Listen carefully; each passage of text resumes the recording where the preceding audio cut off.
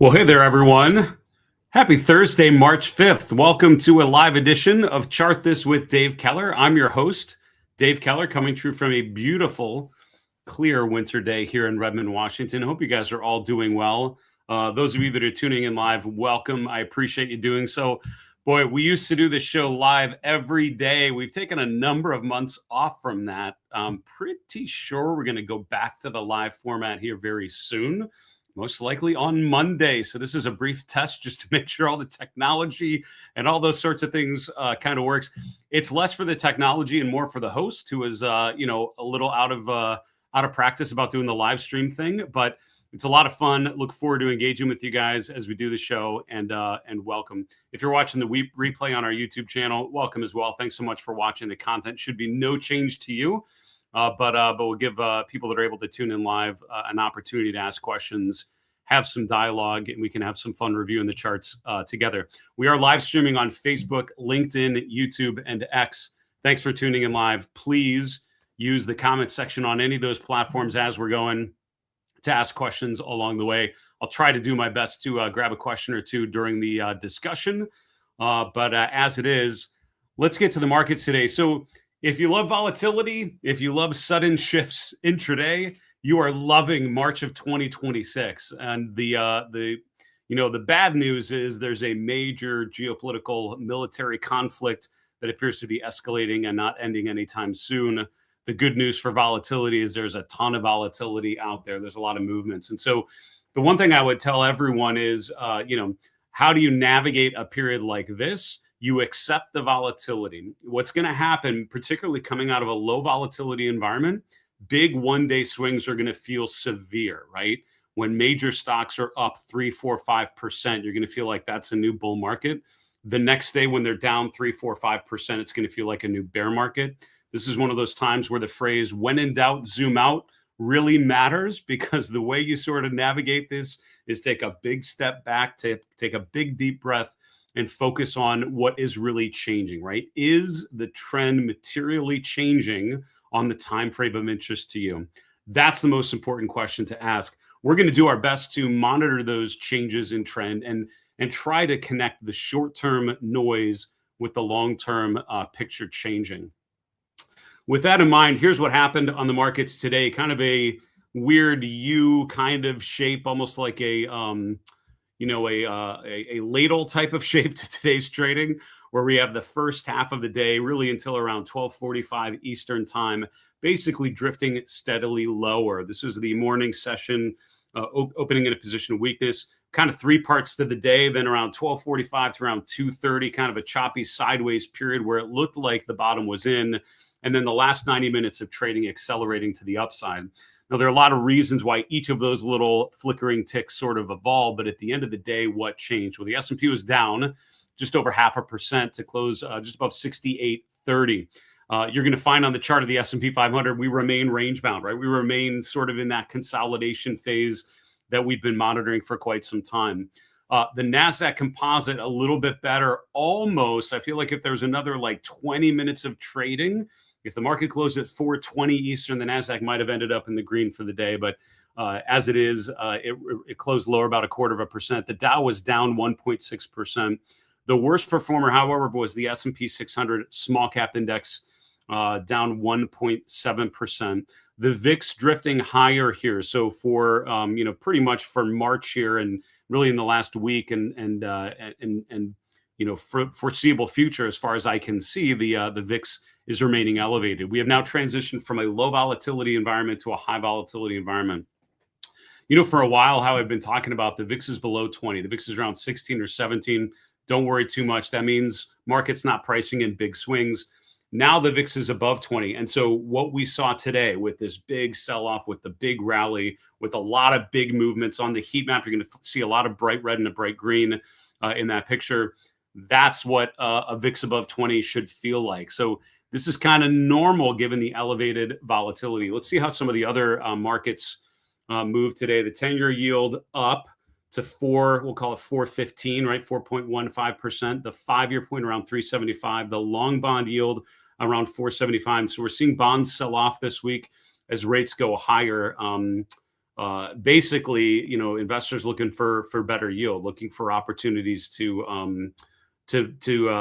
I guess find a safe haven. But the safe haven is not bonds, because bonds are going down while stocks are today. The dollar index up slightly, not a huge move in terms of the UUP, but up a bit.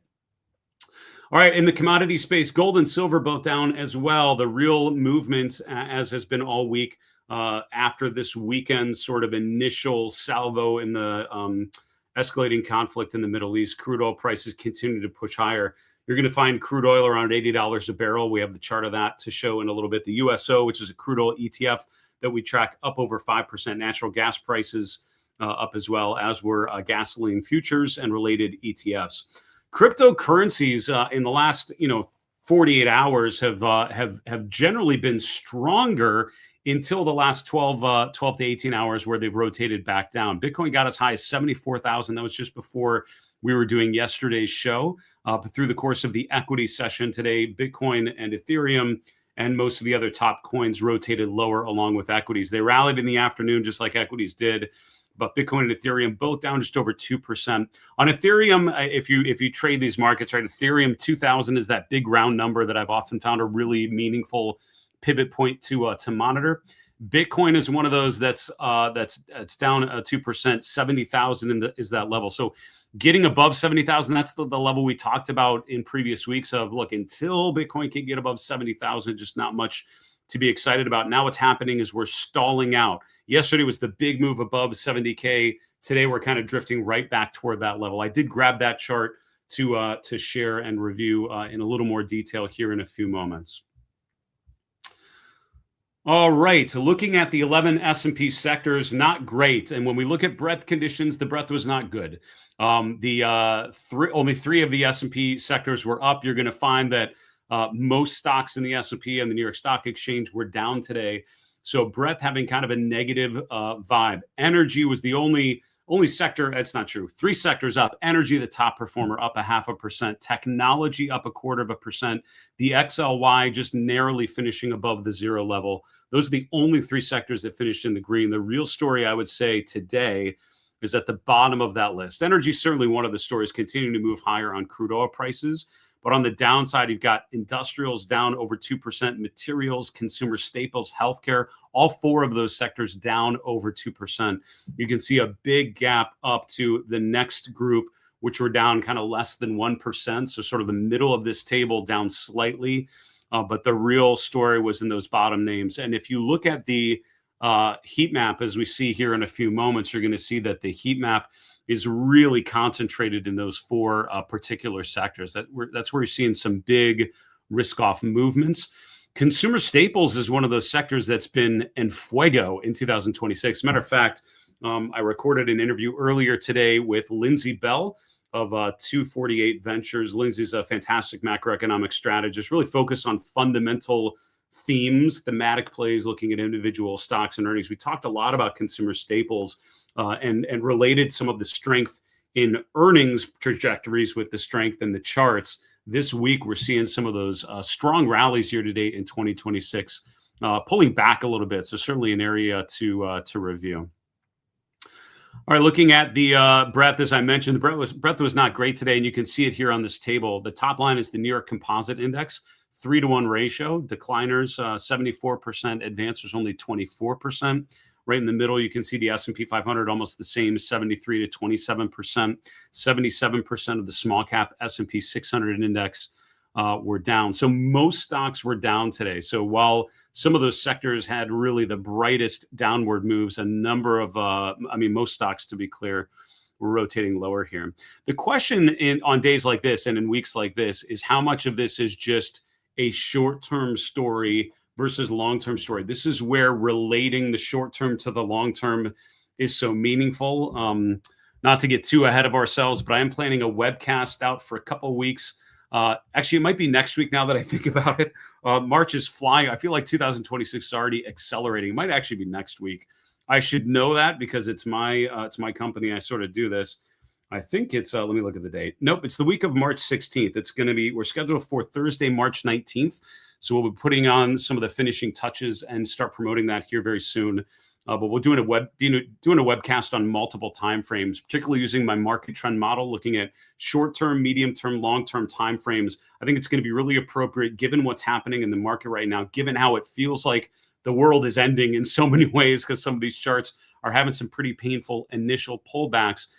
But things can get a lot worse before you can really characterize some of those charts as bearish. So we'll have more info on that very soon. But if you want to pencil in Thursday, March 19th, 1 p.m. Eastern, that's when we're currently planning that next free webcast for market misbehavior. All right, what happened to the leading growth names? So one of these had a pretty decent day, and it's Broadcom with a nice bounce post earnings. What you're going to find is the chart is not a great chart yet. Even though it's up 5% today, we're still sort of struggling to get above moving average resistance. We're testing the 50-day. I'll show you that chart, kind of how I'm thinking of it from a technical perspective. But that is, one bright spot, one bright green name in a sea of red today. So Broadcom up 4.8%, Microsoft up 1.4%. Amazon having a pretty good day as well. And that strength in Amazon, to a lesser degree Tesla, which was down slightly today. But these names are really boosting the XLY. And then the XLP, consumer staples, has been struggling. That's why offense to defense, our consumer staples, consumer discretionary to consumer staples ratio, things you want versus things you need, just starting to turn higher a little bit this week. That's certainly an important potential shift we want to be monitoring in the days to come.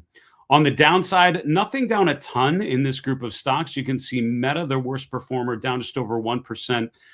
I mean, Apple is just continuing to be an underwhelming chart. Arguably, we were resolving a coil pattern to the downside, and Alphabet is potentially breaking down through support. That was one, I had an alert for Alphabet breaking below, I think, $300, and it did trigger earlier today. So we'll grab that chart and share it with you here in a moment. I think that's it in terms of an update to the major markets and indexes and ETFs. As a reminder, we're live streaming on Facebook, LinkedIn, YouTube, and X. Please take a moment to drop some questions. I do see some questions coming in, and I'm excited as you are that we're doing this live. I kind of miss doing this live, and I think we'll get back to it here very soon. Someone mentioned the George Noble interview. Yeah, we just put that out yesterday morning. George Noble is a character. He is a larger-than-life market practitioner, has a wide following on social media. But the story with George, he was Peter Lynch's assistant back in the day, back when Fidelity was a very small firm. He learned from one of the greats, and he had that very rare and awesome seat. He then went on to run the Fidelity Overseas Fund, which at one point was the #1 mutual fund in the world. He came on the show Tuesday. We released that yesterday morning. Check that one out. He is super skeptical about AI and crypto. That has not changed. But we talked a lot about navigating periods of market uncertainty, some really fascinating points. And the one that you mentioned, own a position, don't let the position own you. What great words of wisdom from a great investor. So check out that interview with George Noble. That's on our YouTube channel. Also on all the podcasting platforms, Spotify, Apple Podcasts, all that good stuff. All right. Shall we look at the heat map? So as we mentioned, when we were looking at the at the 11 S&P sectors, 4 of them looking particularly weak. And if you just look at the heat map for about half a second, you will immediately see which ones those are. In the bottom, we have healthcare. And a number of these charts have looked pretty strong, like Merck, for example, pulling back after making a new all-time high at the end of February. You also have charts like Eli Lilly, which really stalled out. I mean, for the last 3 months, Eli Lilly has been sideways. Today's drop puts us below $1,000 a share. I don't think I grabbed that chart, so I want to look at that really quick. Big round numbers matter, right? And I truly believe that. I didn't just make that up. There's actually been academic research that has proven out why orders tend to cluster around big round numbers. I would argue there's a psychological anchor we have to a big round number like 1,000, and Eli Lilly going above or below the 1,000 level, and you're literally adding another digit to its stock price in terms of dollar amounts. That matters to people, right? That matters when we look at the stock and see that it's breaking down below 1,000. That's why often you will find stocks stall out at 1,000 when they're trying to get above it for the first time. We saw that with Apple and a bunch of other names back in the day. You're now seeing Eli Lilly bounce off of $1,000 share a number of times today. Unfortunately, kind of rotating lower. The momentum is still okay. The RSI is kind of right above that 40 level, but the initial breakdown today is not good. When you have a one-day breakdown like we see today, for me, I always look at the next day. And again, a tribute to the late, great John Murphy, who unfortunately just recently passed away, a giant in the technical analysis community and in the financial industry as a whole. He talked about follow-through days, right? And most of my mentors had something in their toolkit thinking about a follow-through day. What that means is you have a big move. Don't just bet the house on that one-day move. Wait for the next day to see if there's follow-through. Is there confirmation? Is there something on the next day? So I think Friday on Eli Lilly could be pretty important to see if we see further distribution. And if so, that would be a huge problem. Whipsaws would happen if you have a big down day like we see today. And then tomorrow, buyers are thrilled to buy in on Eli Lilly at its lowest point in the last 3 months and are pushing the price back above 1,000. So I think Friday, after today's drop, Friday becomes incredibly meaningful. So keep that one on your list for Friday as you're making sense of things. So in healthcare, obviously a lot of red. In the industrial sector, a lot of red as well. And this is an interesting development because a lot of these are aerospace and defense names, right? Like Raytheon, like GE Aerospace, Howmet, HWM has been one of my favorite charts for a while now. Earlier this week on the, actually this was yesterday, I think with the Investing with IBD podcast with Justin Nielsen, we talked about Howmet Aerospace, and then larger discussion about aerospace names. The XAR is one of the ETFs that tracks that space pretty well. All of these pulling back this week. Are these charts still pretty good charts? 100%, I would say yes. Are there still larger secular themes that could be pushing these charts a lot further? Yes, I don't see a scenario where countries around the world are not going to probably be strongly considering spending a lot on aerospace and defense right about now and in the weeks and months, if not years to come, given the instability we're seeing right now. So I think that's something, I think that's the larger theme. So for now, this feels like a pullback, a healthy pullback within an uptrend phase. And that's why a chart like Howmet, this is why technical analysis, I would argue, is so beneficial. We're pulling back this week. It feels really ugly. We're still above the 21-day EMA. That's my initial level to think about, is this getting serious, right? Do we hold the 21-day EMA? And for now, we haven't even touched it. So I wouldn't overreact to charts like Howmet, which within the context of a long-term uptrend are going to have pullbacks, right? Pullbacks happen, and a healthy bull market actually has pullbacks, right? That's how we make the higher lows that propel us to the next move higher. So for now, I don't see anything on a lot of those charts telling me to be nervous. Just tells me this is a week where, because of the run we've seen so far, it's one of those, buy the rumor, sell the news, right? The rumor has been, things going on, with military, a lot of developments that imply that a lot of countries are going to be spending more on defense. All of a sudden, a conflict actually breaks out, and you see these names coming down. There's a lot of other things at play with some of those, but something certainly to think about.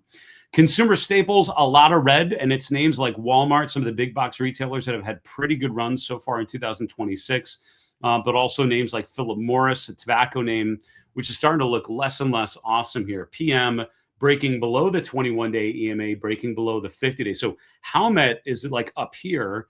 Philip Morris breaking down a lot more significantly. So I don't have a position in Philip Morris. If I did, sort of on that medium-term time frame, we've now broken levels where I'd probably be lightening up. And the reason why I would have been doing it by now is because we broke the 21-day EMA. We've now broken the 50-day. The RSI going below 40 tells you something's getting worse, right? Something's really meaningfully worse, right? When in an uptrend, you see the RSI consistently above 40, mostly above 50. That's starting to change. The RSI breaking below 50, breaking below 40. So it tells you there's a lot of negative momentum. That usually only happens when we're in more of a distribution phase, right? Look back here where you see the momentum pretty consistently positive. The RSI generally above 40, mostly above 50. That changes here. And then you can see that the RSI remains mostly below 60, and that's the sign of a downtrend phase. We're below the 50-day, the momentum is weaker. The danger right now is kind of a you are here thing, and we're entering into a new distribution phase. So you look for that rotation back to positive trend and positive momentum. So keep an eye on those consumer staples charts because they're not all created equal, but a number of them starting to have some pretty concerning breakdowns this week. And then finally, materials, gold and silver and other metals are the underlying metals are showing some weakness, and we're seeing that in charts like Newmont Mining, NEM, charts like Freeport-McMoRan, FCX. Are these trends still good on the long-term time frame? I would say undeniably yes. Are they showing weakness in the short term? They certainly are. So how you trade around those really more of a function of you and how you're approaching the markets, and how you want to think about that risk. There's going to be noise. There's going to be volatility. So it's not all negative. There are some things that are green. I would encourage you to check those out. Areas that are showing probably the biggest amount of strength. Number one, energy, obviously with crude oil prices continuing to just rip higher with threats to the Strait of Hormuz and all of that happening in the Middle East. But I would say also note some of the technology names that are having some decent moves higher. Some of these names have been the weaker part of technology that are bouncing off of those recent lows. And I would also say in the semiconductor space, charts like Lam Research, LRCX, getting close to where they're breaking down through key support. I think those are active charts we want to be following as always. All right, we're going to continue on. I see. I won't attempt to say your handle at Lusala with a bunch of numbers. Thanks so much for the kind gesture. I really appreciate you recognizing the work on YouTube with a I think we call it a super sticker or a tip or something like that. What a very kind gesture, and I appreciate it. For all of you, if what I'm doing helps you make sense of these markets, I'm pretty thankful for that, and that's a very kind gesture. Much appreciated.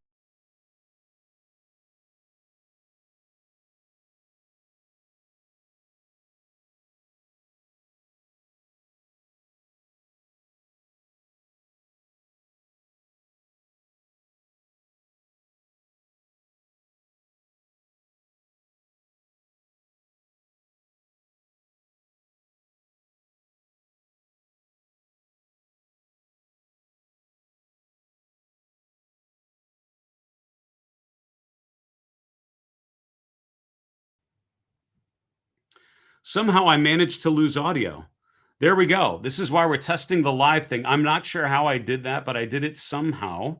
I'll work on that for next time. I knew there would be these kinks that I haven't quite gotten my head around because I haven't done the show in a while live. There's a glitch. Good. Thanks for that. Sorry. Apologies for that.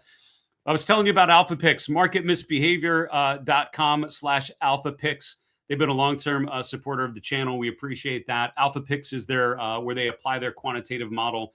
They hand select 2 stock picks per month. They just did a pick here in early March. You can find more information going at marketmisbehavior.com/Alpha Picks or scan the QR code that you see on the screen. The performance of their Alpha Picks has been very, very good. As always, past performance, no guarantee of future results. However, I'm a fan of their quantitative model. I know Steve Kress and the team running their quantitative efforts, and they're knowledgeable and good practitioners of quantitative momentum and value investing. So check it out at marketmisbehavior.com/Alpha Picks. Apologies for the audio issues. I'll work on that for next time. All right, let's finish off looking at some charts together if we could. Here, the daily chart of the S&P 500. I mean, I tell you what, with all of these movements, right? We're going up, we're going down. This is a sideways consolidation phase, and it remains so. The S&P for now testing our support level at 6,800. We traded below it today. We closed back above that. That's actually happened a number of times in January, in February, and now in March. So 6,800 is holding, which means in the short term, the line in the sand is holding fine. A break below 6,800, a follow through below 6,800 would be concerning.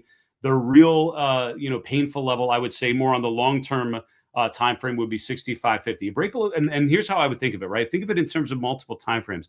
A break below 6,800. If you're more of a short term, medium term investor, this feels pretty painful because all of a sudden it feels like we're going down to 6,500. But as a long-term investor, I'm betting more about these longer-term rotations. So I'm just trying to protect against a breakdown through a major support level like 6,550. And I would say if 6,550 does not hold, that is something I would be very, very concerned about. For now, 6,800 is that short-term level. It is holding. 7,000 remains the ceiling. We talked about that level in the fourth quarter as an upside objective. That upside objective for now is holding. You may be able to see off my right shoulder a trumpet, which I brought out a while ago, waiting for that close above 7,000. It still hasn't come, so I'm going to have to work up the chops again here because it's been a couple weeks. However, 7,000 would be a meaningful breakout. I'm not feeling that breakout above 7,000 given some of the charts I'm about to show you now. The breadth conditions generally have been fairly constructive in 2026, and that's been one of the things that I would argue has allowed, or really has acknowledged or has represented strength outside of the Magnificent Seven stocks. Right, the Magnificent Seven stocks had been looking pretty bad, but so many other things have been looking pretty good. As a result, breadth conditions have remained fairly strong, and it's been a great reminder of, don't get scared out of all stocks just because Nvidia and AMD and Apple are down. Focus on the charts that are looking pretty good. But the breadth is starting to look less good, and particularly in the last week, we're starting to see that downside rotation. Down here at the bottom, we have the percent of S&P 500 stocks above their 50-day moving average. We're getting very close to my pain threshold of 50%. This indicator above 50% means generally most stocks are up. Most stocks are above their 50-day. Conditions are probably pretty okay on that short-term, medium-term time frame. Breaks below 50%, that would be a major warning signal. That 50% level is getting closer and closer. And just in the last week, we're seeing it getting very, very close here in the future. The longer term breadth has remained fairly robust, and we can still see 60% of the S&P 500 members are safely above their 200-day moving average. So this is a problem here, and if it would break below 50%, I think that would confirm we're in some sort of pullback situation. The S&P and the NASDAQ are still relatively flat, but breadth conditions getting much worse beyond what we've seen so far, I think would be a major concern and an issue we haven't seen now in a couple months. Now, the volatility has increased. And if you look back to the last couple times, the VIX has kind of been below 20 or a bit between 20 and 28, is back here in November of last year, and then back here in October of last year. Then you have to go all the way back to the April 25 market low for the last time the VIX was anywhere around these levels. So the last couple times we spent, about a week and a half above 20, and then moved safely below 20 as a pullback was bought and as dip buyers, sort of provided that next upward surge in the S&P 500 and the NASDAQ. That's the question, I think, for investors now, is whether or not we see a similar move here. So at this point, given the fact that the VIX has been sitting above 20 for about a week, VIX back below 20 would be very encouraging. Obviously, the S&P breaking above 7,000, that's the bullish way that this market resolves to the upside. The danger, though, and what we did not see back here in October and November was the VIX remaining above 20. And I think the challenge would be the longer that the VIX remains above 20 and much further than what we've seen in terms of a time duration, that starts to weigh on equities because that means investors are nervous. That means anxiety is higher. Higher anxiety, higher fear usually means the market going lower from here. We've also seen credit spreads widening out in the month of February, now into March as well. That's a concern at the same point. Quick check-in on sentiment. A lot of the sentiment data that we review comes out, sort of wraps on Wednesday into Thursday morning. So Thursday afternoon is a good time to check in on some weekly sentiment. For me, again, in terms of priority, price is king. Price is what's most important. Breadth is second because particularly with equity indexes, that tells you a lot about the behavior of stocks that make up those indexes. What are the individual names doing? That's second. Third is sentiment, because I would argue strong shifts in sentiment will immediately bubble up into price action. So we're probably seeing the most important shifts at the top level, right? At the price itself. However, we've got survey data. We've got people sharing their opinion on the markets. Why not use that as a data set and take it for what it's worth, right? This is a tertiary indication after price and breadth about stability in the equity space. Two sentiment indicators we review carefully every week. The one is the AAII survey. According to the data on stock charts, no change in bulls. For the last 3 weeks, we've been right around 33, 34%.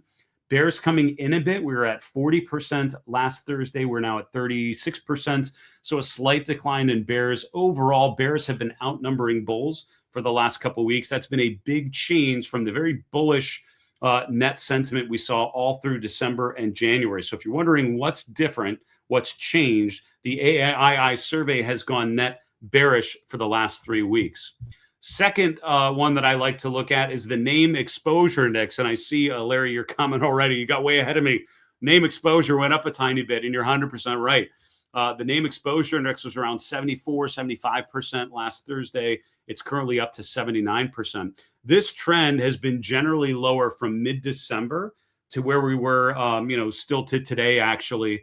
We're seeing a steady decline in the name exposure index. What does that mean? Well, this is a survey of money managers, a lot of wealth managers, RIAs around the U.S. and Canada, I believe, that are voting or sharing their exposure to equity. So this is an equity allocation. What percent of your portfolio or your clients' portfolios are in equities? The real painful signal, the real most important signals for me is when the indicator gets above 100%. That means the respondents in this survey are leveraged long. They are overweight equities. They are more than 100% allocated, which means they're using leverage, which usually often happens toward the end of a bullish phase. That actually happened in mid-December. The market's been sideways since then, so we really haven't gone down. We haven't gone up anymore since that indicator flashed up to 100%. We're currently down around 79%. So around 75 to 85% in my work with this indicator over a number of years. That's about average. So we're kind of right in the middle of that average allocation to equities. This ticked higher from last week to this week. I think it's too early to say this is a big trend change because we've had some upticks, but generally the longer trend has been down. I think that's more the story here, but certainly something to note. We did not see a big, at least money managers in the survey did not just sell a bunch because of what's starting to happen this week, actually starting to maybe nibble a little bit on the short-term weakness. The real danger is if we have a big leg lower and then a big drop. We last saw that in March of 2025, which is obviously leading into a major low in April of 2025. All right, crude oil prices continue to go higher. This is the crude oil future on stock charts. It's $WTIC. Depending on what charting platform you use, the ticker could be very different. The reason why I wanted to show you this is because the RSI is extremely overbought. When you use RSI above 70 is overbought.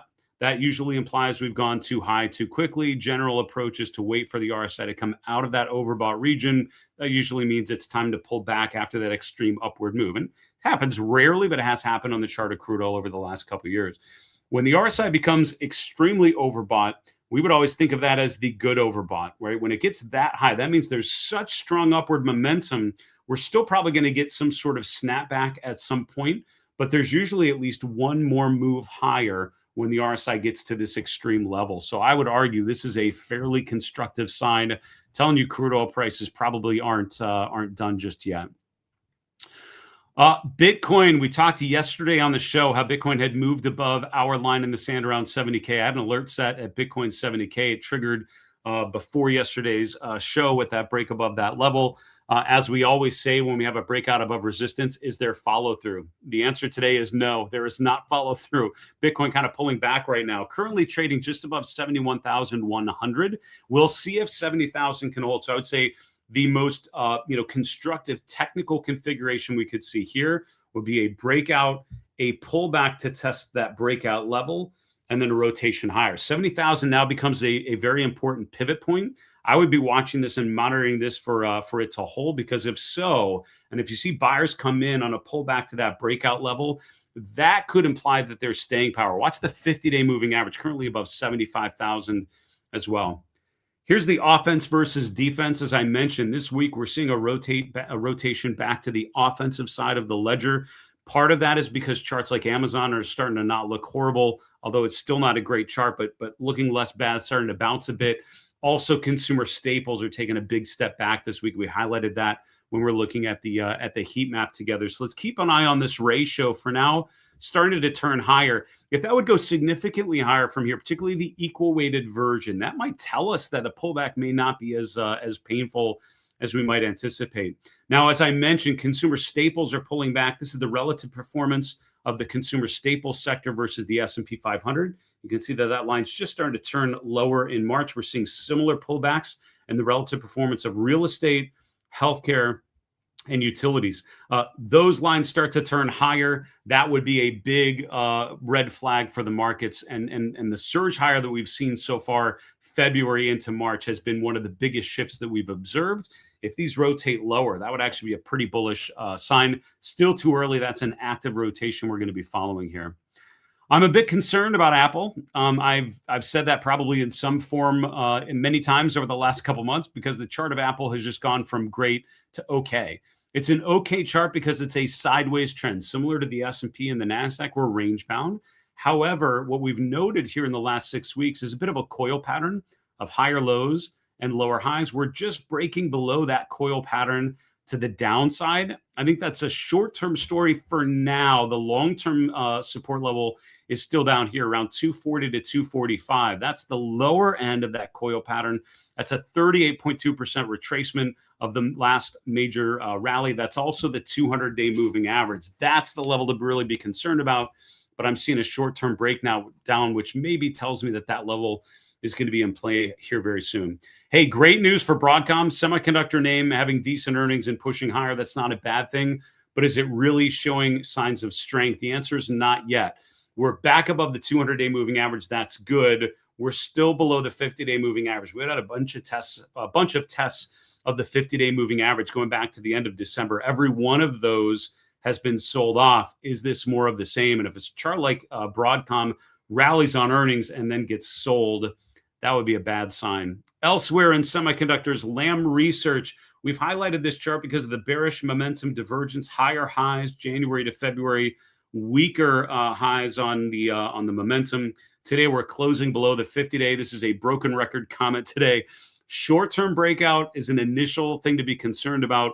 Look for follow-through tomorrow. I think we'll have our work cut out for us on Friday to see if we see further deterioration in some of these names breaking key support. I don't think we need any further confirmation on charts like Goldman Sachs. If you think about what feels toppy in this market, the financial sector going from looking remarkably strong in December and January to remarkably weak in February and now into March, I think that's been one of the starkest contrasts from one trend to the next. Clear distribution pattern, moving averages not hold, RSI breaking below 40. All of that's bearish. Next key level would be the 200-day moving average right around 775, 780 right about now. But I would say the primary trend lower on a lot of financials, particularly Goldman Sachs here. Eli Lilly breaking support. I did highlight that earlier on the heat map, so I don't want to belabor it. But breaking down below 1,000, I think that's a cause to be concerned as well. Folks, that will wrap it for today's live session. This was a bit of a test. I have now shown that I can cut out the audio without intending to do that. So I'll work on fixing that for our next live episode on Monday. We'll probably do tomorrow on a delay just because it's a mailbag episode. So please get your questions in. I see a couple interesting questions today that I might grab and include in that mailbag episode on Friday. But do me a favor, plan on Monday, 5 p.m. Eastern, 2 p.m. 2 p.m. Pacific for our next live show. In the meantime, have an awesome Thursday evening. Thanks so much for tuning in. Those of you that tuned in live, thanks for watching the replay on our YouTube channel. And please do me a favor and remember, it's always a good time to own good charts. Have a great night, folks.